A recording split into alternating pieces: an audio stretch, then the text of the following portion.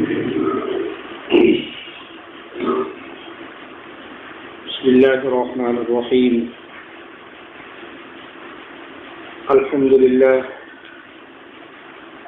لله نحمده ونستعينه ونؤمن به ونتوكل عليه ونعوذ بالله من شرور أنفسنا ومن سيئات أعمالنا من يهده الله فلا مضل له ومن يضلل فلا هادي له ونشهد أن لا إله إلا الله ونشهد أن محمدا عبده ورسوله صلى الله تعالى عليه وعلى آله وصحبه وسلم تسليما كثيرا أما بعد فأعوذ بالله من الشيطان الرجيم. بسم الله الرحمن الرحيم. إنما المؤمنون الذين آمنوا بالله ورسوله وإذا كانوا معه على أمر جامع لم يذهبوا حتى يستأذنوا إن الذين يستأذنونك أولئك الذين يؤمنون بالله ورسوله فإذا استأذنوك لبعض شأنهم فأذن لمن شئت منهم واستغفر لهم الله إن الله غفور رحيم. لا تجعلوا دعاء الرسول بينكم كدعاء بعضكم بعضا قد يعلم الله الذين يتسللون منكم لواذا فليحذر الذين يخالفون عن أمره أن تصيبهم فتنة أو يصيبهم عذاب أليم. ألا إن لله ما في السماوات والأرض قد يعلم ما أنتم عليه ويوم يرجعون إليه فينبئهم بما عملوا والله بكل شيء عليم. عزت مآب خواتین اسلام ماں و بہنوں، آج آپ حضرات کے سامنے جو آیات کریمہ تلاوت کی گئی ہیں سورہ نور کی آخری آیتیں ہیں. آج انشاءاللہ سورہ نور مکمل ہو جائے گی اور یہ درس بھی مہینوں کے اعتبار سے یہ اب درس آخری ہے اور بیچ میں درس موقوف ہو جائے گا. پھر عید کے بعد انشاءاللہ درس اکثر نو شروع ہوگا. اس وجہ سے انشاءاللہ دعا بھی ہوگی آج اور یہ آخری آیتیں انشاءاللہ ان کی تفصیل بیان کی جائے گی. اس سے پہلے آیتوں میں اللہ تعالیٰ نے جو آداب اپنے ایمان والے بندوں کو سکھلائے اور ایمان والی بندیوں کو جو طریقے، جو سلیقے، جو آداب، کھانے پینے کے آداب، اٹھنے بیٹھنے کے آداب اور اسی طرح ایک دوسرے کے ہاں جانے کے آداب، بہت سے آداب، رہن سہن کے آداب سکھلائے گئے. سورہ نور کی آیتوں میں اللہ تعالیٰ نے بڑی وضاحت کے ساتھ ان آداب پر روشنی ڈالی. اب ایک آخری آیتوں میں ایک ادب اور بتایا گیا ہے. وہ ادب یہ ہے کہ اللہ تعالیٰ نے اپنے نبی کے سلسلے میں نبی کی عزت، نبی کا احترام، نبی کا وقار، ان تمام چیزوں کے سلسلے میں باتیں انشاءاللہ آئیں گی. اور خاص بات یہ ہے کہ دینی مجلس اللہ کے آخری پیغمبر ہمارے آقا جناب محمد رسول اللہ صلی اللہ علیہ وعلی آلہ وسلم کی مجلس ہے. آپ تشریف فرما ہیں وہاں اور دین کی باتیں، دینی امور پر گفتگو چل رہی ہے. وہاں بیٹھنے والوں میں کچھ لوگوں کو اچانک کوئی ضرورت پیش آ گئی تو ان کو کیسے جانا چاہیے اس کے بارے میں ادب سکھلایا گیا اور اس کے بارے میں باتیں آئیں کہ مجلس سے کیسے اٹھے، ایسے اٹھ جائیں، یہ اجازت میں نبی سے. اور دوسری بات یہ ہے کہ اللہ کے آخری پیغمبر ہمارے آقا جناب رسول اللہ صلی اللہ علیہ وآلہ وسلم کو اگر مخاطب کرنا ہو، آپ کو بلانا ہو تو کن الفاظ سے بلایا جائے، کیسے ادب سے بلایا جائے، یہ ادب سکھلایا گیا. ظاہر ہے کہ اللہ کے آخری پیغمبر کی ذات گرامی پوری انسانیت میں سب سے افضل، سب سے اعلیٰ اور سب سے اشرف اور منزہ اور پاک آپ کی ذات گرامی، پوری انسانیت میں جتنی اللہ نے مخلوقات پیدا فرمائی، ان مخلوقات میں اللہ رب العالمین نے سب سے اشرف اور افضل اور سب سے برتر اور اعلیٰ کسی انسان کو اللہ نے بنایا، وہ ہمارے آقا جناب محمد رسول اللہ صلی اللہ علیہ وآلہ وسلم کی ذات گرامی۔ ظاہر ہے کہ اتنی مبارک ہستی اور اتنی مبارک اور معزز شخصیت، اس کے بارے میں اللہ رب العالمین ان آیتوں میں ادب فرما رہے ہیں، ادب بتلا رہے ہیں کہ عام آدمیوں کی طرح میرے آقا نہیں ہے، امام الانبیاء کوئی ایسی انسانی شخصیت نہیں کہ جس کو عام پبلک میں شمار کیا جائے، بلکہ اللہ رب العالمین نے آپ کو مقام عطا کیا ہے، آپ کو مرتبہ عطا کیا ہے۔ پوری مخلوقات میں اللہ نے انسان کو اشرف بنایا، ساری کائنات میں اللہ رب العالمین نے انسانوں کو اشرف بنایا، اور ان انسانوں میں سب سے اشرف ہستی اور ذات جو آئی وہ ہمارے آقا محمد رسول اللہ صلی اللہ علیہ وسلم کی آئی۔ اس لیے حکم آیا شریعت میں کہ پیارے حبیب امام الانبیاء سرور کونین کا جب نام مبارک آئے، ایمان والوں کی مجلس اور آپ کا مبارک نام آئے تو درود شریف پڑھنا واجب ہے، درود شریف پڑھا جائے۔ آپ کا اسم مبارک یعنی نام مبارک یعنی محمد رسول اللہ صلی اللہ علیہ وسلم، محمد لفظ آئے تو وہاں درود شریف پڑھنا واجب ہو جاتا ہے۔ اس لیے ہمیں چاہیے کہ ہم اللہ کے آخری پیغمبر جناب رسول اللہ صلی اللہ علیہ وسلم کا جب نام مبارک آئے تو درود شریف پڑھیں، جیسے اذان ہو رہی ہے اس میں اشہد ان محمد رسول اللہ، اور کسی اور کہیں بھی ہم نام سنیں تو ہماری زبان فوراً صلی اللہ علیہ وسلم کہے، اور درود شریف میں بھی بہت سب سے چھوٹا درود شریف صلی اللہ علیہ وسلم ہے، اس لیے درود شریف پڑھ لیا کریں۔ حدیث میں درود شریف کے فضائل میں یہ بات آئی ہے، اللہ کے آخری پیغمبر ہمارے آقا سرور کونین جناب محمد رسول اللہ صلی اللہ علیہ وآلہ وسلم کا ارشاد گرامی، آپ نے فرمایا کہ من صلی علیہ واحدا صلی اللہ علیہ عشرہ، جس نے مجھ پر ایک مرتبہ درود بھیجا، جس شخص نے، جس عورت مرد ہو یا عورت جو بھی ہو، جس شخص نے مجھ پر ایک مرتبہ درود بھیجا، اللہ کے پیغمبر فرماتے ہیں کہ اللہ رب العالمین اس پر 10 رحمتوں کا نزول فرماتے ہیں، 10 رحمتیں نازل فرماتے ہیں، صلی اللہ علیہ عشرہ، 10 رحمتیں اس پر اتارتے ہیں اور 10 برکتیں اس کو عطا فرما دیتے ہیں۔ تو درود شریف کا اتنا بڑا ثواب ہے، ایک مرتبہ اللہ کے پیغمبر پر درود شریف پڑھا جائے اور 10 رحمتیں اپنے اوپر لے لی جائیں، اللہ کی رحمتیں، اللہ کی برکتیں، اس کے انعامات 10 اس بندے پر ہوتے ہیں ایک مرتبہ، اور اگر کوئی 100 مرتبہ درود شریف پڑھے تو انعامات کی بارش ہو جاتی۔ اس لیے حکم آیا ہے کہ درود شریف پڑھتے رہنا کرو، روزانہ کم سے کم 100 مرتبہ درود شریف ہونا چاہیے، یہ ہمارے آقا جناب رسول اللہ صلی اللہ علیہ وسلم کا حق ہے، اور جب نامی آئے، نام مبارک آئے تو وہاں واجب ہو جاتا ہے۔ اس لیے ایک حدیث میں آیا کہ جبرائیل علیہ السلام، میں منبر پر چڑھ رہا تھا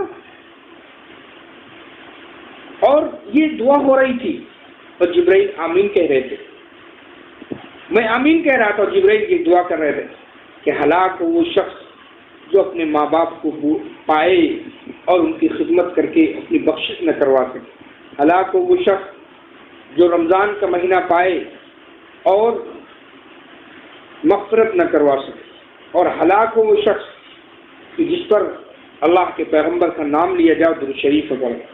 تو درود شریف کی بڑی فضائل آئے ہیں، درود شریف کی بڑی فضیلتیں آئی ہیں، اس لیے درود شریف کا ورد رکھنا چاہیے، یہ ہمارے آقا جناب رسول اللہ صلی اللہ علیہ وسلم کا حق ہے۔ اس لیے صحابہ کو وہ ادب سکھلایا جا رہا ہے کہ اے صحابہ کی جماعت، آپ اگر نبی کی مجلس میں ہوں، پیارے حبیب کی مجلس میں ہوں تو کیسے بیٹھنا ہے، کیسے اٹھنا ہے، اور آپ کو بلانا ہے تو کس انداز میں ان کو آپ کو نبی کو بلانا ہے، یہ تمام چیزیں عنایتوں میں بیان کی گئی۔ لیکن چونکہ اب نبی تو موجود نہیں ہے، لیکن نبی کی شان، نبی کی عظمت باقی ہے، نبی کا نام نامی باقی ہے، نبی کی شان عظمت باقی ہے۔ آپ کا نام مبارک آئے، آپ کی حدیث پڑھی جائے، آپ کا فرمان سنایا جائے تو وہاں خاموشی اور عزت و احترام اور محبت کے ساتھ سنا جائے اور اس کو پڑھا جائے اور آپ کے نام مبارک پر درود شریف پڑھا جائے۔ یہ آپ کا حق قیامت تک باقی رہے گا امت مسلمہ پر اور ایمان والوں پر۔ اسی طرح آپ کے نائبین ہیں، نبی علیہ السلام کے جو نائب ہیں علماء، ان کی عزت و احترام کو برقرار رکھا جائے، ان کی عزت و احترام کیا جائے۔ اسی طرح میرے آقا جناب رسول اللہ صلی اللہ علیہ وسلم کا فرمان مبارک ہے، آپ نے فرمایا کہ من لم یرحم صغیرنا ولم یعقر کبیرنا فلیس منا، کہ جو چھوٹوں پر رحم نہ کرے اور بڑوں کی عزت و احترام نہ کرے وہ ہماری جماعت سے نہیں ہے۔ لہذا فرمان رسول جب آ گیا، اب فرمان رسول کے آنے کے بعد امام الانبیاء کا فرمان آ گیا تو چھوٹوں کو چاہیے کہ وہ بڑوں کا احترام کریں، بڑے کو عزت کریں، بڑوں میں چاہے مرد ہو چاہے عورت، ان کا احترام اور ادب سیکھے، اور بڑوں کو چاہیے کہ چھوٹوں پر شفقت کریں، رحم کریں، کرم کا، عافیت کا معاملہ ان سے رکھیں۔ تو یہ بڑوں کو چاہیے۔ تو اس لیے میرے آقا کا فرمان، میرے آقا کی حدیثیں، میرے آقا کی زندگی، یہ تمام عزت اور احترام کے لائق ہے۔ آپ کے صحابہ کرام، آپ کے ازواج مطہرات، آپ کے نواسے محترمین اور آپ کے اہل بیت، آپ کے خانوادے اور آپ کے نائبین علماء کرام، سب کا عزت و احترام ایک امت مسلمہ پر ضروری ہے۔ اس لیے یہ گویا کہ اور اللہ کے اوپر جو کتاب نازل ہوئی قرآن مقدس، اس کا احترام اور اس سے متعلق جو چیزیں کتابیں ہیں سب کا احترام ضروری اور لازم ہو جاتا ہے۔ اللہ پاک نے ارشاد فرمایا انما المؤمنون الذین آمنوا باللہ ورسولہ، کہ بس مسلمان تو وہ ہیں، انما المؤمنون، مسلمان تو وہ ہیں جو اللہ پر اور اس کے رسول پر ایمان رکھتے ہیں۔ انما المؤمنون الذین آمنوا باللہ ورسولہ، مسلمان تو وہ ہیں، وہی ہیں جو اللہ پر اور اس کے رسول پر ایمان رکھتے ہیں۔ وَإِذَا كَانُوا مَعَهُ عَلَىٰ أَمْرٍ جَامِعٍ، اور جب رسول صلی اللہ علیہ وسلم کے پاس کسی ایسے کام پر ہوتے ہیں، وَإِذَا كَانُوا مَعَهُ، اور جب رسول صلی اللہ علیہ وسلم کے پاس عَلَىٰ أَمْرٍ کسی ایسے کام پر ہوتے ہیں کہ جس کام کے لیے مجمع کیا گیا ہو، یعنی بلایا گیا ہو، جمع کیا گیا ہو، عَلَىٰ أَمْرٍ جَامِعٍ لَمْ يَذْهَبُوا، اب یہ جمع کرنا اتفاقاً وہاں سے جمع جانے کی ضرورت، اب یہ جمع ہو گئے، سب بیٹھے ہوں لوگ، اب وہاں اچانک کوئی ضرورت پیش آ جائے جانے کی، کسی کے استنجا، کسی کے اور کوئی حاجت پیش آ گئی، تو فرمایا لم یذهبوا، وہ جائیں نہیں تو جب تک کہ آپ سے اجازت نہ لے نہیں جاتی،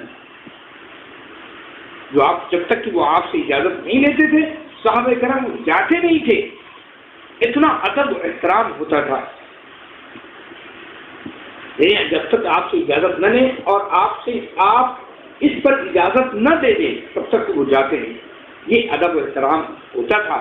اللہ کے آخری پیغمبر کا احترام صحابہ کرام کی پوری جماعت اسی طرح کرتی۔ پھر اللہ تعالیٰ نے ارشاد فرمایا ان الذین یستأذنونک اولئک الذین یؤمنون باللہ ورسولہ، اے پیغمبر جو لوگ آپ سے ایسے موقع پر اجازت لیتے ہیں، اللہ تعالیٰ نے اب ان کی تعریف فرمائی کہ اے پیغمبر جو لوگ آپ سے ایسے موقع پر اجازت لیتے ہیں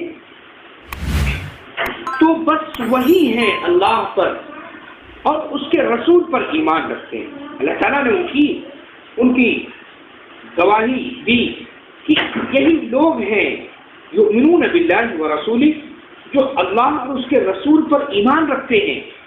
اس کے بعد اللہ تعالیٰ نے ارشاد فرمایا فَإِذَا اسْتَأْذَنُوكَ لِبَعْضِ شَأْنِهِمْ فَأْذَن لِمَنْ شِئْتَ مِنْهُمْ وَاسْتَغْفِرْ لَهُمُ اللَّهُ۔ اللہ تعالیٰ نے فرمایا کہ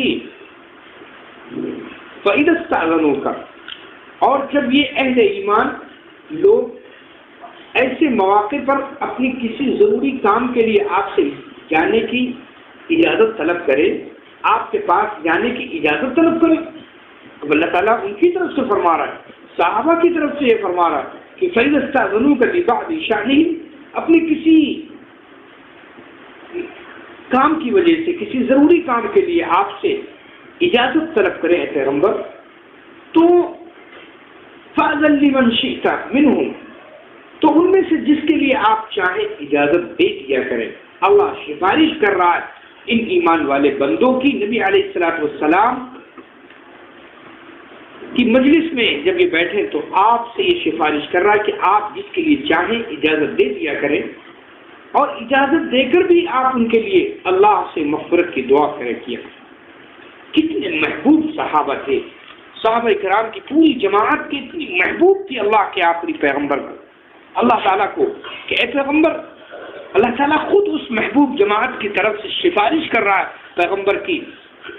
پیغمبر کی ذات گرامی سے کہ اے پیغمبر آپ ان کو اجازت بھی دے دیا کریں اور ان کے لیے دعائیں مغفرت بھی کر دیا کریں۔ ہو سکتا ہے کوئی غلطی ہو گئی ہو سکتا ہے کوئی شان میں ہلکی سی لغزش ہو گئی ہو، تاکہ وہ تلافی ہو جائے، آپ مغفرت کی دعا بھی فرمائیں۔ آپ بتائیں صحابہ کرام کی جماعت جو آپ کے پاس رہتی تھی وہ کتنے صحابہ تھے؟ پوری جماعت آتی جاتی رہتی تھی۔ صحابہ کی جماعت میں ابو بکر، عمر، عثمان و علی، سعید و سعید، طلحہ و زبیر کی ساری جماعت آپ کے پاس بیٹھتی تھی۔ تو سب کی طرف سے اللہ تعالیٰ کہہ رہا کہ ان اللہ غفور الرحیم واستغفر لهم اللہ، کہ پیغمبر ان کے لیے مغفرت کی دعا بھی کرے۔ تو اللہ ان کی طرف سے سفارش کر رہا ہے صحابہ کرام کی، تو پتہ چلا کہ اللہ کو کتنی محبوب یہ جماعت تھی، یہ نبی کی جماعت، اور نبی کی تربیت یافتہ جماعت کتنی محبوب تھی اللہ کے نزدیک، کہ اللہ سفارش کر رہے ہیں ان کے لیے مغفرت کی۔ ان اللہ غفور الرحیم، جب پیغمبر کسی کی مغفرت چاہے اور مغفرت کی دعا کرے تو بلا شبہ اللہ تعالیٰ بخشنے والا بڑا مہربان ہے، وہ بخش بھی دیتا ہے، مہربانی بھی فرماتا ہے۔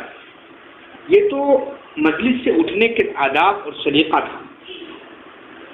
اب دوسرا ادب یہ سکھلایا جا رہا ہے کہ بلا شبہ لا تجعلوا دعاء الرسول بینکم کدعاء بعضکم بعضا، کہ بلا شبہ اللہ تعالیٰ فرمایا کہ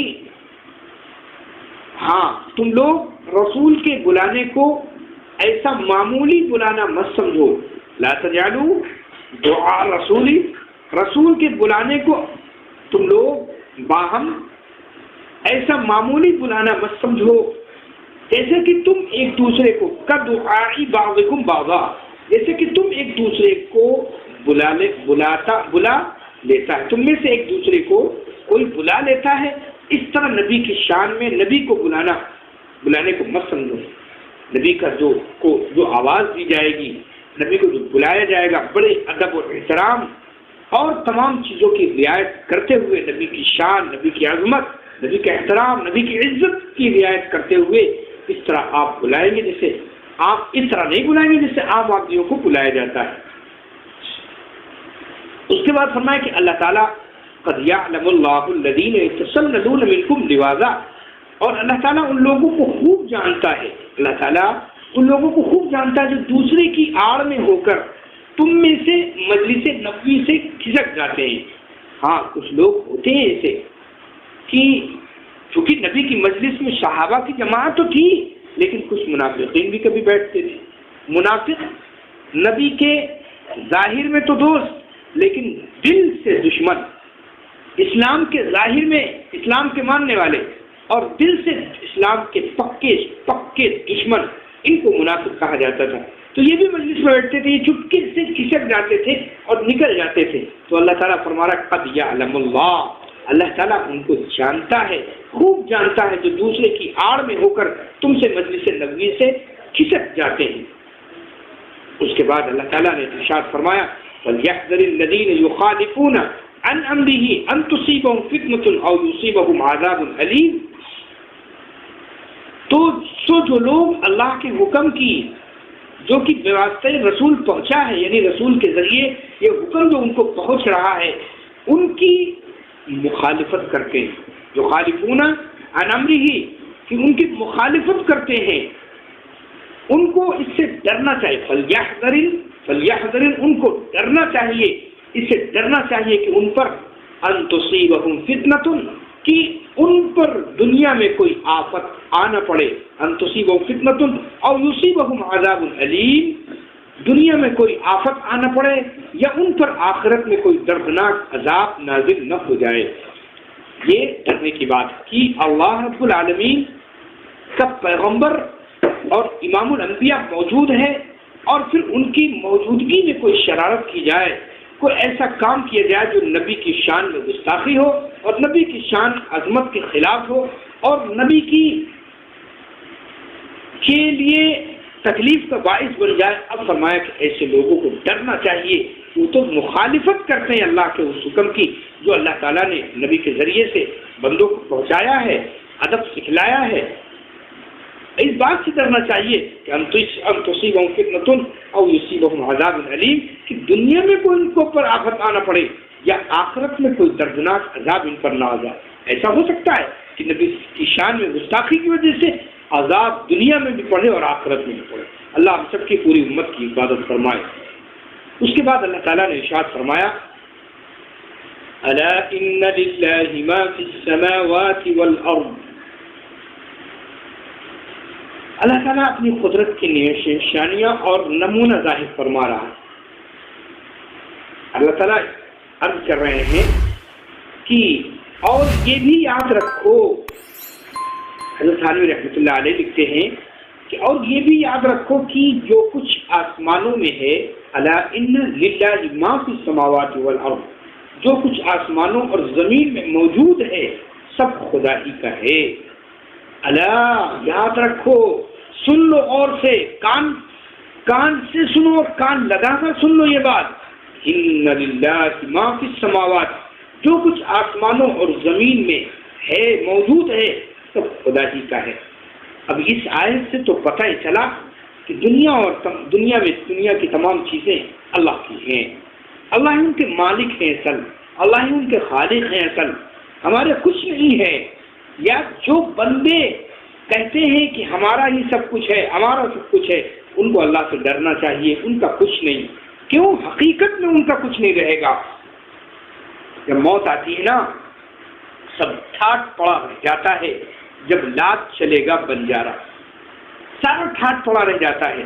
انسان کی موت جب آتی ہے تو جن چیزوں کے بارے میں وہ کہتا تھا یہ میرا ہے، یہ میرا ہے، یہ میرا ہے، وہ اس کا نہیں ہوتا، وہ تو چلا جاتا ہے اکیلے، صرف کفن اسے ملتا ہے اور اس کے بعد قبر کے گڑھے میں اسے اتار دیا جاتا، تو اس کا کیا رہ گیا؟ سب تو دوسروں کا ہو گیا۔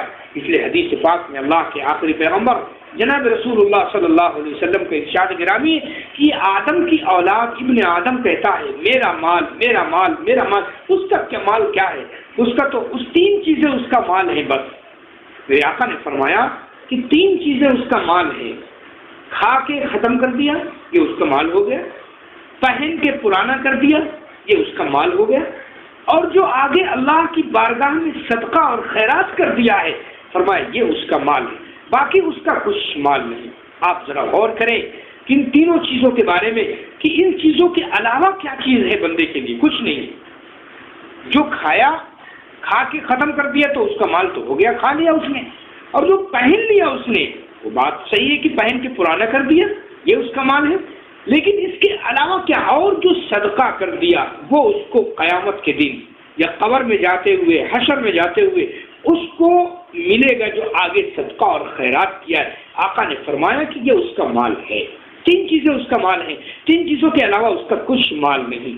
آپ ذرا غور کریں ان تین چیزوں کے بارے میں کہ اس کے علاوہ کیا مال ہے۔ کوئی پلاٹ ہے یہ اس کا مال نہیں، کوئی گھر ہے یہ اس کا مال نہیں، زیورات ہیں، تجوریاں ہیں، اور گھر کا سارا سامان، سب کچھ اولادوں کی شکل میں، بینک بیلنس کی شکل میں، زیور کی شکل میں، سونا چاندی کی شکل میں، پراپرٹی کی شکل میں، باغوں کی شکل میں، کیا ہے اس کا کچھ نہیں، یہ تو دوسروں کا ہونے والا ہے۔ اس لیے میرے آقا نے فرمایا اس کا کچھ نہیں ہے، تین چیزیں اس کا مال ہے۔ اللہ تعالیٰ نے ارشاد فرمایا خبردار سن لو، الا ان للہ ما فی السماوات والارض، کہ خبردار سن لو یہ بات کہ جو کچھ یاد رکھو، جو کچھ آسمانوں اور زمین میں موجود ہے سب خدا ہی کا ہے، تمہارا کچھ نہیں۔ لہذا جب ہمارا کچھ نہیں تو لڑنے کی کیا ضرورت، غصہ ہونے کی کیا ضرورت، کسی کو برا بھلا کہنے کی کیا ضرورت، غیبت کرنے کی کیا ضرورت؟ چغلی کرنے کی کیا ضرورت؟ جب سب کچھ اللہ کا ہے تو ہم ایک بندے کی حیثیت سے دنیا میں رہ رہے ہیں، اور جب اللہ کا بلاوا آ جائے گا تو بندہ بن کر اللہ کے دربار میں وہ بندہ حاضر ہو جائے گا، خالی ہاتھ ہوگا۔ سکندر بادشاہ بہت بڑا بادشاہ گزرا ہے، وہ جب مرنے لگا تو اپنے وزیروں سے کہتا ہے کہ جب میں مر جاؤں تو میرا کفن دینے کے بعد دونوں ہاتھ میرے کفن سے باہر نکال دیں۔ تو ان کے وزیروں نے کہا کہ بادشاہ سلامت، یہ تو بڑے عیب کی بات ہے۔ تو بادشاہ سکندر ذوالقرنین نے کہا کہ اس لیے نہیں کہہ رہا ہوں کہ مجھے کفن نہیں ملا، میں اس لیے کہہ رہا ہوں کہ لوگ دیکھیں میرے ہاتھوں کو اور عبرت حاصل کریں کہ میں تو اتنا بڑا بادشاہ کہ 3 دنیا پر حکومت کر لی، اور اب جب اللہ کے دربار میں حاضر ہو رہا ہوں، دربار الہی میں جا رہا ہوں تو ہاتھ خالی ہے، کچھ نہیں ہے کفن کے سوا، اور دربار الہی میں تو کفن بھی نہیں ہوگا۔ وہاں تو صرف اس لیے حدیث میں آیا ہے، اللہ کے پیغمبر جناب رسول اللہ صلی اللہ علیہ وسلم کی چہیتی بیوی عائشہ صدیقہ رضی اللہ عنہا کہتی، میرے آقا آپ نے فرمایا کہ قیامت حشر کے میدان میں سب ننگے ہوں گے تو کیسی شرم آئے گی، حشر کے میدان میں کوئی کپڑا کسی کے بدن پر نہیں ہوگا، سب برہنہ ہوں گے۔ تو عائشہ صدیقہ رضی اللہ عنہا کہتی کہ کیسی شرم آئے گی دیکھتے ہوئے۔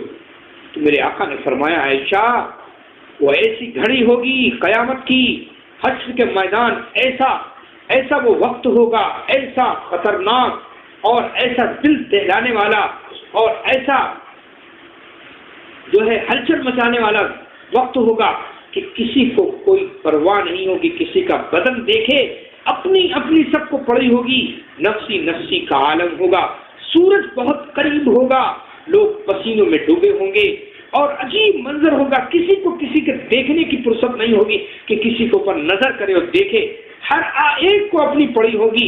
یوم یفر المرء من اخیہ وامہ وابی وصاحبتہ وبنی، کہ اس دن تو باپ، یوم یفر المرء من اخیہ، ایک آدمی اپنے بھائی کو دیکھ کر بھاگے گا، یوم یفر المرء من اخیہ وامہ، اپنی ماں کو دیکھ، وابی اور اپنے باپ کو دیکھ کر بھاگے، وصاحبتہ اور اپنی بیوی کو دیکھ کر بھاگے گا، وبنی اور اپنے بیٹوں کو دیکھ کر بھاگے گا، یعنی نفسی نفسی کا عالم ہوگا، کسی کی کوئی پرواہ نہیں ہوگی۔ اس لیے ننگا پن دیکھنے کی کوئی ضرورت کسی کو نہیں ہوگی، کیونکہ انسان اپنے آپ ہی میں نہیں رہے گا تو کسی کو کیا دیکھے۔ اس لیے آقا نے فرمایا ہاں برہنہ سب لوگ ہوں گے۔ تو آپ بتائیں انسان کا کیا ہے، دنیا کی کوئی چیز اس کے پاس نہیں۔ آج جو وہ اللہ کے دربار میں حاضر ہو رہا ہے، آج اللہ کے دربار میں وہ شخص بلایا جا رہا ہے تو کچھ نہیں اس کے بدن پر، ساری دنیا کی چیزیں، سارے ناز و نعمت، سارے کپڑے اور لتے اور سارے دنیا کی ناز و نعمت سب دنیا میں پڑی رہ گئی، سب دنیا میں رہ گئی، دنیا کی کوئی چیز اس کے پاس نہ گئی۔ آپ ذرا غور کریں کہ کیا چیز جانے والی، اور اسی بدبخت دنیا کے لیے، اسی بدبخت دنیا کے لیے انسان اپنے مالک کو ناراض کرتا ہے۔ پیارے حبیب جناب محمد رسول اللہ صلی اللہ علیہ وسلم کو ناراض کر رہا، نمازیں چھوڑ کر اللہ کو ناراض کر رہا، رسول اکرم صلی اللہ علیہ وسلم کی سنتوں کو پامال کر کے اللہ کے پیغمبر کو ناراض کر رہا۔ تو یہ ناراضگی کیوں کر رہا ہے دنیا کے لیے؟ دنیا ہائے دنیا ہائے دنیا، صبح ہو گئی تو دنیا، شام ہو گئی تو دنیا، اللہ اس کے رسول کے پیغام کو اور اس کے احکام کو بالکل پیچھے پش پشت ڈال رہا ہے۔ کیا ہوگا اس کا عالم، اسی دنیا کے لیے سارا کر رہا، اور یہی دنیا چھوٹنے والی ہے، یہی دنیا یہی رہ جائے گی، اعمال انسان کے آخرت میں جائیں گے۔ اس لیے اس آیت کریمہ میں اللہ تعالیٰ نے ارشاد فرمایا الا ان للہ ما فی السماوات والارض، خبردار سن لو جو کچھ آسمانوں میں ہے اور جو کچھ زمین میں موجود ہے سب خدا ہی کا ہے۔ اس کے بعد اللہ تعالیٰ کا ارشاد ہے قد یعلم ما انتم علیہ، کہ اللہ تعالیٰ اس حالت کو بھی جانتا ہے جس پر تم اب ہو، یعنی جس حالت کو تمہارے دل میں کیا ہے، تمہارے دل میں اچھائیاں ہیں یا دل میں برائیاں ہیں، تمہاری نیتوں میں کیا ہے، تمہاری نیت صاف ہے، نیت میں کھوٹ ہے، سب کچھ اللہ جانتا ہے۔ قد یعلم ما انتم علیہ، اللہ تعالیٰ اس حالت کو بھی جانتا ہے کہ جس پر تم اب ہو۔ اور اس کے بعد فرمایا وَيَوْمَ يُرْجَعُونَ إِلَيْهِ، اور اس دن کو بھی جس میں سب اس کے پاس زندہ کر کے لائے جائیں گے۔ اللہ تعالیٰ اس کو بھی جانتا، ہم نہیں جانتے، لیکن اللہ رب العالمین جانتا ہے اس دن کو بھی۔ یرجعون الیہ، جس دن سب لوگ زندہ کر کے اس کے پاس لائے جائیں گے فَيُنَبِّئُهُم بِمَا عَمِلُوا، تو اللہ رب العالمین پھر ان کو سب جتلا دے گا جو کچھ انہوں نے کیا تھا. فَيُنَبِّئُهُم، اللہ تعالیٰ کہے گا اے میرے بندو دیکھو تم نے یہ کام اچھے کیے ہیں، یہ تمہارا صلہ اس کا ہے، یہ تم نے دنیا میں برے کام کیے ہیں، یہ تمہاری سزا ہے اس کی. اللہ تعالیٰ ایک ایک چیز کو اس کے سامنے جتلائے گا، بتلائے گا. بندہ حق کا پکا رہ جائے گا، ارے یہ تو ہم نے چھپ کر گناہ کیے تھے، یہ تو ہم نے اعلان نہیں کیا تھا، یہ تو ہم نے رات میں گناہ کیے تھے، یہ تو ہم نے ایسا گناہ کیا تھا کہ کوئی نہیں تھا وہاں. اس کو بھی اللہ تعالیٰ نے کے فرشتوں نے لکھ لیا. سب کچھ اللہ جانتا ہے، چاہے اعلانیہ گناہ کیا گیا ہو، چاہے چپکے سے گناہ کیا گیا ہو، چاہے رات میں گناہ کیا گیا ہو، چاہے دن میں گناہ کیا گیا ہو. سارے گناہوں کو، ساری نافرمانیوں کو اللہ جانتا ہے. سب کچھ، نیکیاں بھی اللہ جانتا ہے، برائیاں بھی اللہ جانتا ہے. وہ بندوں کے سامنے ایک دن کر دے گا. فَيُنَبِّئُهُم بِمَا عَمِلُوا، اللہ تعالیٰ ان کے کیے ہوئے کاموں کو جتلا دے گا، بتلا دے گا کہ دیکھو تمہارے یہ کام ہیں سارے. اب ظاہر ہے کہ کہتے ہیں کہ نمازیں چھوٹ رہی ہیں، روزے ٹوٹتے ہیں، صدقہ و خیرات چھوٹتا ہے اور برائیاں ہوتی ہیں، تو انسان کو ہوش نہیں رہتا کہ ہم کر کیا، بے ہوش ہے. وہ سمجھ رہا ہے کہ کون دیکھ رہا ہے، ارے کیا اس کا ہوگا، ارے ایک وقت کی نماز چلی جائے گی تو کیا ہوگا. نہیں، کسی نے جان بوجھ کر ایک وقت نماز چھوڑی، فرمایا کئی کروڑ وہ جہنم کی آگ میں جلے گا، جان بوجھ کر جس نے ایک وقت نماز قضا کر دی. اس لیے نماز ایسی اہم چیز ہے، اس کو تو کسی حالت میں چھوڑنا نہیں ہے. ابھی رمضان کا مہینہ آ رہا ہے، روزے اللہ نے فرض کیے ہیں، وہ فریضہ بھی ادا کرنا ہے، زکوٰۃ کے فریضے کو ادا کرنا ہے. اللہ نے مال دیا تو حج کے فریضے کو بھی ادا کرنا ہے. یہ فرائض ہیں اللہ کے، ان کو کسی حالت میں چھوٹ نہیں ہے ان کے لیے. اس لیے میری ماں بہنوں، فَيُنَبِّئُهُم بِمَا عَمِلُوا، اللہ ہمارے تمام کاموں کو دیکھ رہا ہے. وہ ایک دن جتلا دے گا جو کی کام. ہاں، اللہ نیک کاموں کو بھی جتلائے گا. کوئی تہجد گزار ہے تو اللہ اس کو بھی بتائے گا کہ اے میرے بندے، تو نے تہجد پڑھی تھی، تو نے یہ دعا مانگی تھی، تو نے یہ نیک کام کیا تھا، تو نے اس پر احسان کیا تھا، تو نے یہ صدقہ کیا تھا، تو نے یہ خیرات کیے تھے. ساری چیزیں اللہ کہے گا کہ اے میرے بندے تو نے واقعی بہت اچھے کام کیے. اب اس کا صلہ یہ ہے کہ تو جنت میں داخل ہو. اللہ ہم سب کو، ہماری ماں بہنوں کو جنت میں آسانی سے داخلہ فرما دے. لیکن ایک میں روایت حدیث سنا دیتا ہوں، پھر بات انشاءاللہ ختم ہوتی ہے. حدیث میں آیا ہے کہ اللہ کے آخری پیغمبر جناب رسول اللہ صلی اللہ علیہ وسلم کا ارشاد گرامی، آپ نے ایک دن عورتوں کے مجمع میں فرمایا کہ اے ماں بہنوں، اے عورتوں سن لو کہ اللہ سے جہنم کی پناہ مانگو، اللہ سے جہنم کی پناہ مانگو. اللہ سے استغفار، توبہ خوب کیا کرو، کثرت سے اللہ کا ذکر کیا کرو. استغفار، توبہ خوب کیا کرو اور کثرت سے اللہ کا ذکر کرو. کیونکہ میں نے شب معراج میں جہنم میں دیکھا عورتیں بہت نظر آئیں. میں نے دیکھا جہنم میں عورتیں بہت تھیں. تو ایک خاتون جو بڑی اچھی خاتون تھی، بڑے اچھا کلام کرتی تھی، گفتگو کرتی تھی، وہ کھڑی ہوئی اور عرض کیا کہ یا رسول اللہ صلی اللہ علیہ وسلم، کیا وجہ ہے کہ جہنم میں اتنی زیادہ عورتیں تھیں؟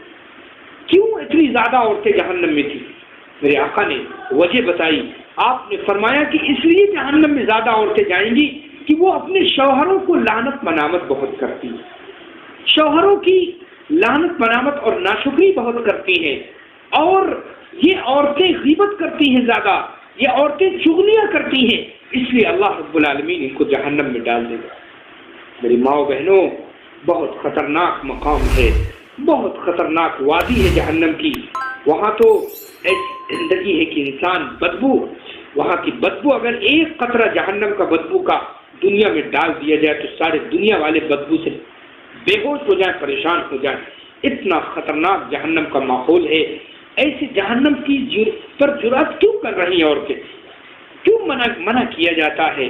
حدیث سنائی جاتی ہے کہ ماں بہنیں لعنت ملامت مت کریں، زبان کو کنٹرول میں رکھیں، غیبت نہ کریں، چغلی نہ کریں.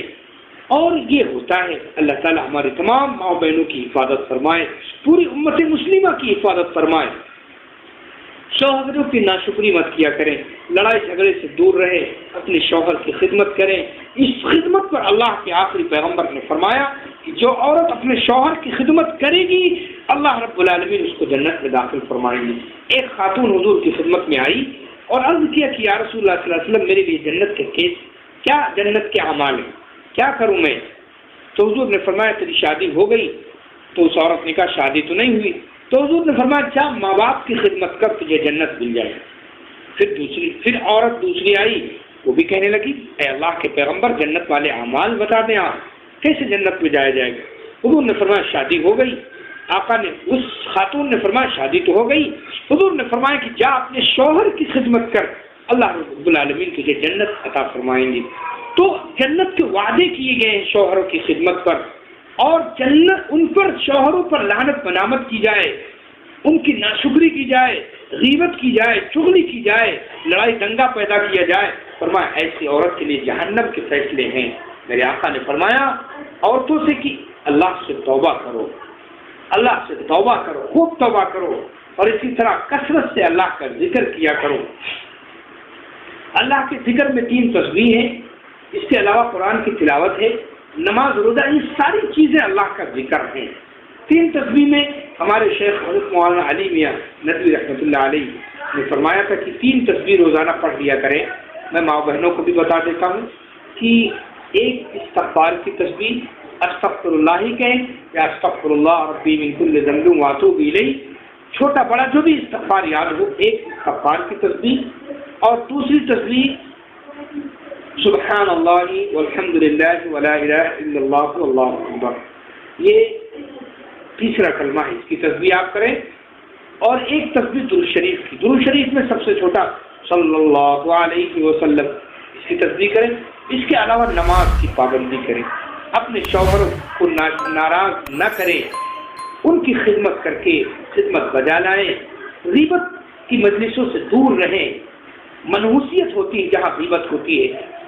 غیبت کا مطلب آپ جانتی ہیں کہ کسی عورت کی برائی بیان کی جائے جو اس میں ہے، اس کو غیبت، عورت یا مرد کی برائی بیان کی جائے جو برائی اس میں ہے، اس کو غیبت کہتے ہیں، اور اگر اس میں نہیں ہے پھر بیان کی جائے تو یہ تو تہمت، یہ اس سے بڑا گناہ ہے۔ اللہ ہم سب کی سارے ایمان والوں ماں بہنوں کی حفاظت فرمائے۔ پھر اللہ تعالیٰ نے فرمایا فَيُنَبِّئُهُم بِمَا عَمِلُوا، کہ اللہ تعالیٰ ان کے تمام کاموں کو بتلا دے گا۔ واللہ بكل شيء علیم، اور اللہ ہر چیز کے جاننے والے ہیں۔ اللہ جو کچھ انہوں نے کیا تھا، اللہ تعالیٰ تو سب کچھ جانتا ہے، سب کچھ اس کو خبر ہے۔ ظاہر جب سب کچھ خبر ہے تو وہ ساری چیزیں بتلائے گا، سب کچھ بتلائے گا وہ، اور سب کچھ ایک دن جتلا دے گا۔ اچھے اعمال بھی بتلائے گا، برے اعمال بھی ہمارے سامنے رکھ دیے جائیں گے۔ اس لیے کہتے ہیں کہ اللہ کے جو فرشتے ہیں یہ ہر وقت لکھتے رہتے ہیں۔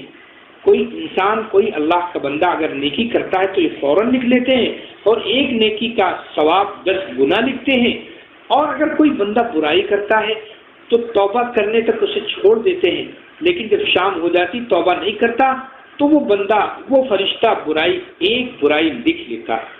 اس لیے اگر کوئی برائی ہو جائے، کوئی گناہ ہو جائے تو فوراً توبہ کرنی چاہیے، استغفار کرنا چاہیے کہ اے اللہ معاف کر دے، یہ گناہ ہو گیا ہے۔ اور اسی طرح نیکی کرتے رہنا چاہیے۔ آپ کھانا بنا رہی تو سبحان اللہ الحمدللہ پڑھتے رہنا چاہیے، اور اچھی اچھی باتیں، جب آپ کوئی مہمان آئے تو مہمان نوازی اچھی کیجیے، اور عورتوں سے ایک دوسرے سے اچھی ملیے، یہ بھی اخلاق حضور کے اخلاق میں سے ہے۔ کسی سے منہ نہ چڑھائیے، کسی سے بھاؤ نہ بنائیے، اور اپنے شوہر کی خدمت زیادہ سے زیادہ کریں۔ بچوں کی آپ تربیت کریں، بچوں کی صحیح سلیقہ اور ان کو ادب سکھلائیں، لڑائی دنگے سے دور رہیں، غصہ گرمی سے دور رہیں۔ 4 بات اگر کچھ شوہر کہہ رہا تو صبر کر لے جائیں اور اس کو پی لے جائیں، اللہ اس کو آپ کو اجر دے گا، اور بچوں کی خدمت پر بھی اجر آپ کو ملے گا۔ اسی لیے ماں کا درجہ، ماں کے پیروں کے نیچے جنت ہے، کیونکہ جنت اس لیے کہ اس کا مقام بڑا ہوا ہے۔ یہ خدمت بہت کرتی ہے، اپنے بچوں کی پرورش کرتی ہے، اپنے شوہر کی خدمت کرتی ہے، گھر والوں کی خدمت کرتی ہے، اس لیے اس ماں کا درجہ اللہ نے بڑھا دیا ہے۔ اس لیے اس درجے کو نہ بھولیں آپ کہ آپ کے پیروں کے نیچے جنت کا وعدہ اللہ نے کیا ہے. ان اولادوں سے کہا ہے کہ اپنے ماں باپ کی خدمت کرو، ان کی خدمت میں جنت ہے. اپنی میں بہنوں سے کہوں گا، جو بہنیں ابھی شادی نہیں ہوئی ان بہنوں سے کہوں گا کہ اپنے ماں باپ کی خوب خدمت کریں اور ان سے برا بھلا نہ کہیں، ان الٹی سیدھی باتیں نہ کریں. اس سے نیکیاں ختم ہو جاتی اور برائیاں آ جاتی، سزا ملنے کی امید ہو جاتی، اللہ کی پکڑ آ جاتی. اس لیے اپنے ماں باپ سے اوف نہ کریں، الٹی سیدھی باتیں ماں باپ کو نہ کہیں. ماں باپ کوئی کام کریں تو اس کو غور کریں، غور سے سنیں اور اس پر عمل کرنے کی کوشش کریں، اور ماں باپ سے الٹی سیدھے کلام نہ کریں. غصہ نہ ہو ماں باپ پر. ماں باپ بہت بڑی دولت ہیں، بہت بڑی زینت ہیں اور بہت بڑا سرمایہ ہے ماں باپ.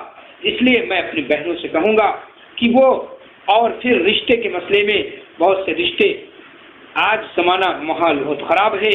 ماں باپ جو رشتہ دیکھیں، گھر والے جو رشتہ دیکھ لیں، اچھا رشتہ، مناسب دیندار رشتہ دیکھنا چاہیے.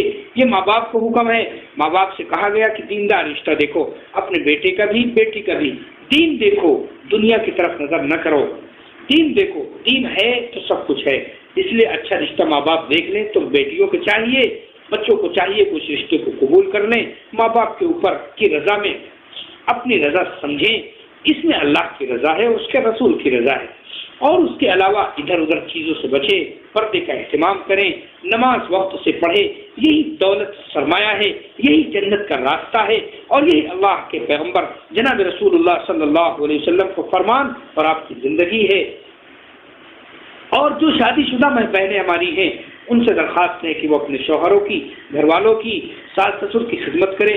اس خدمت میں اپنی بھلائی سمجھیں، اس خدمت میں اپنی اچھائی سمجھیں، اور اس خدمت پر اجر سمجھیں. دیکھو اجر، اس لیے حدیث میں آیا ہے کہ مومن کا ہر عمل اجر سے خالی نہیں. مومن کا ہر عمل، یہاں تک کہ وہ گلاس پانی پینے کے لیے اٹھاتا ہے جو منہ تک لانے کے لیے، تو اس پر بھی اللہ اس کو اجر دیتے. تو آپ کو کیوں نہیں اجر ملے گا؟ آپ پکا کے روٹی بنا کے اپنے ساس سسر کو کھلائیں گی، اپنے اور لوگوں کو، گھر والوں کو کھلائیں گی، تو کیا آپ کو اجر نہ دے گا؟ آپ دھواں سہیں گی، آپ آگ برداشت کریں گی، آپ گرمی برداشت کریں گی، کیا اللہ کو آپ کو اس پر اجر نہ دے گا؟ آپ آٹا گوندیں گی اور آپ کھانا بنائیں گی، پسینہ چل رہا ہے، آپ اور خدمت، بچوں کی خدمت کریں گی، تو کیا اس پر اجر نہیں دے گا؟ جب پانی کا گلاس اٹھانے پر اللہ رب العالمین ایک مومن مرد عورت کو اجر دیتے ہیں، تو کیا آپ کی خدمتوں پر اجر نہیں ملے گا؟ یقیناً ہر خدمت پر اجر ملے گا. اگر آپ نے ایک گلاس پانی کسی کو پلا دیا تو اس پر بھی اجر ہے. ارے حدیث میں تو یہ آیا ہے کہ ایک فاحشہ عورت نے ایک پیاسے کتے کو پانی پلا دیا تو اللہ نے اس کی مغفرت فرما دی. تو یہاں تو مسئلہ انسانوں کا ہے، اشرف المخلوقات کا ہے، آپ کے ماں باپ کا ہے، آپ کے ساس سسر کا ہے. آپ ان کو پانی پلائیں گی یا کسی کو بھی آپ خدمت کریں گی تو آپ کو اجر، اللہ بہت اجر دے گا. یقین ہونا چاہیے، اعتماد ہونا چاہیے اللہ کے فرمان پر اور اس کے رسول کے فرمان پر. اللہ رب العالمین سے دعا فرمائے کہ اللہ تعالیٰ ہم سب کو کہنے سننے سے زیادہ عمل کرنے کی توفیق نصیب فرمائے. دعا کر لیں. الحمدللہ رب العالمین، یا اول الاولین، یا آخر الآخرین، یا ذو القوۃ المتین، یا ارحم الراحمین. اے اللہ ہمارے گناہوں کو معاف فرما. یا الہ العالمین ہمارے خطاؤں کو معاف فرما. اے اللہ، اے میرے مالک، میرے آقا، اللہم صلی وسلم علی سیدنا و نبینا مولانا محمد وعلی آلہ وصحبہ اجمعین. اے میرے مالک، میرے آقا، میرے پروردگار، آپ بڑی قدرتوں والے ہیں، آپ بڑی طاقتوں والے ہیں. ساری کائنات آپ کے قبضے قدرت میں ہے، ساری چیزیں آپ کے بس میں ہیں. اے اللہ، ہم کہاں جائیں، کس طرف جائیں، کس سے مانگیں؟ میرے مالک، ہم تو گنہگار خطا کار بن کر تیرے دربار میں جھولی پھیلائے ہوئے ہیں، ہاتھ اٹھائے ہوئے ہیں، پورے امت کے لیے بھیک مانگ رہے ہیں، تجھ سے پوری امت کے لیے بھیک مانگ رہے ہیں. اے پیارے نبی کی امت کیسے ستائی جا رہی ہے، کیسے پریشانیاں اس پر ڈالی جا رہی، کیسے ظلم و ستم کے پہاڑ توڑے جا رہے. میرے مالک، اپنی امت کو معاف فرما دے. پیارے نبی کی پیاری امت کو معاف فرما دے. اے کرم کا، عافیت کا، فضل کا معاملہ فرما، مدد و نصرت کا معاملہ فرما. اے میرے مالک، میرے آقا، پورے عالم اسلام کی مال و جان کی، عزت و آبرو کی، ایمان اسلام کی، مساجد کی، مراکز کی، مدارس کے علماء کی، قرآن حدیث کی حفاظت فرما. یا الہ العالمین قرآن کریم کے درس کی برکت سے جو ہماری بہنیں تشریف لائیں، اے اللہ جن جو خواہشیں لے کر جو جائز مرادیں لے کر دل میں آئی ہیں، اے اللہ ہم سے کہہ نہ سکی، لیکن آپ ان کی تمام جائز مرادوں کو جانتے ہیں، جائز حاجتوں کو جانتے ہیں، اے اللہ ان کی تمام جائز مرادوں کو پوری فرما، جائز حاجتوں کو پوری فرما، اے میرے مالک ان کی تمام زندگی کو عافیت والی زندگی بنا دے، خیریت والی زندگی بنا دے، اے اللہ جو محنتیں جس لین سے ہو رہی ہیں پورے عالم میں، اے اللہ ان محنتوں کو قبول فرما، اسلام کا بول بالا فرما، اے اللہ اسلام کی ہوائیں، ایمان کی اور ہدایت کی ہوائیں چلا، اے اللہ جو دعوت کے لین سے محنت ہو رہی ہے، جو مدارس کے لین سے محنت ہو رہی، ہمارے علماء جو تک دو وہ محنت کر رہے ہیں، ہمارے اساتذہ جو محنت کر رہے ہیں، اے اللہ سب کی محنتوں کو قبول فرما، اے اللہ مدد فرما، نصرت فرما، اے اللہ آپ ہی حامی و ناصر و مددگار ہیں، اے اللہ ہم کہاں جائیں، کس طرح سے جائیں، اے اللہ آپ ہی حامی و ناصر و مددگار ہیں، اے اللہ ہم سب کی مدد فرما، ہماری ماں بہنوں کی مدد فرما، اے اللہ جو جس لین سے پریشان ہیں ان کی پریشانیوں کو دور فرما، اے اللہ جو بیمار ہیں، اے اللہ گھروں میں ہیں، اسپتالوں میں ہیں، ان کو شفا عطا فرما، صحت عطا فرما، جو مقروض ہیں غیر سے قرضے کی ادائیگی کا انتظام فرما دے، اے اللہ جو بے اولاد ہیں صاحب اولاد بنا، اے اللہ جو بے نکاح ہیں نیک سال جوڑے نصیب فرما، دیندار جوڑے نصیب فرما، اے اللہ جنہوں نے جن بچوں کے نکاح کے لیے کہا ہے، اے اللہ انہیں نیک دیندار جوڑے نصیب فرما، اے اللہ ہمارے بچیوں بہنوں کو نیک اور فرمانبردار بنا، ہمارے بھائیوں کو نیک اور فرمانبردار بنا، اے اللہ ہماری بہنوں کو اپنے شوہروں کی خدمت کرنے والی بنا، اے اللہ خدمت کے ذریعے سے جنت حاصل کرنے والی بنا دے، اے اللہ قبر کو آسان کر دیجئے، حشر کو آسان کر دیجئے، اے اللہ موت کے منظر کو آسان کر دیجئے، اے اللہ جو انتقال کر چکے ہیں دنیا سے چلے گئے ہمارے والدین اور جن کے بھی والدین ہو سب کی مغفرت فرما دے، اے اللہ سب کی مغفرت فرما، اے اللہ جو کام ہو رہے ہیں اے اللہ انہیں قبول فرما کر خیر کے فیصلے فرما، شرور سے حفاظت فرما، اے اللہ دشمنان اسلام اور دشمنان پیغمبر اور دشمنان خدا، اے اللہ جو کوششیں تدبیریں اسلام کو مٹانے کی، مسلمانوں کو مٹانے کی جو کر رہے ہیں، اللہ ان کی تمام تدبیروں کو، تمام تر کوششوں اور تمام ترکیبوں کو ناکام فرما دے، مسمار کر دیجئے، ان کی تمام تدبیروں کو انہی کی طرف لوٹا دے، اے اللہ پھوٹن ڈال دیجئے ان کی جماعت میں، ان کی تحریک میں، ان کی تدبیروں میں، اے اللہ مدد فرما، یا الہ العالمین کرم کا عافیت کا معاملہ فرما، اے اللہ یہ جو دروس چل رہے ہیں جہاں جہاں دروس ہیں اللہ ان کو قبول فرما کر خیر کے فیصلے فرما، اے اللہ درس میں آنے والی ہماری جو بہنیں آئیں ہمیشہ آتی نہیں، یا اللہ ان کے تمام جائز مرادوں کو پوری فرما، جائز حاجتوں کو پوری فرما دے، اے اللہ جن لوگوں نے دعاؤں کے لیے کہا یا ہم سے کہہ نہ سکے ان کے تمام جائز مقاصد میں کامیابی عطا فرما، اے اللہ ایمان پر زندہ ایمان ہی پر موت عطا فرما، ایمان والوں کے ساتھ حشر فرما، اے اللہ جن بچوں کے امتحان چلنے بچوں کے سب کو امتحانوں میں کامیابی عطا فرما، علم و عمل کی دولت سے مالا مال فرما، یا اللہ علم و عمل کی دولت سے مالا مال فرما، آمین یا رب العالمین، صلی اللہ علیہ النبی الکریم، سبحان ربک رب العزت عما یصفون وسلام علی المرسلین۔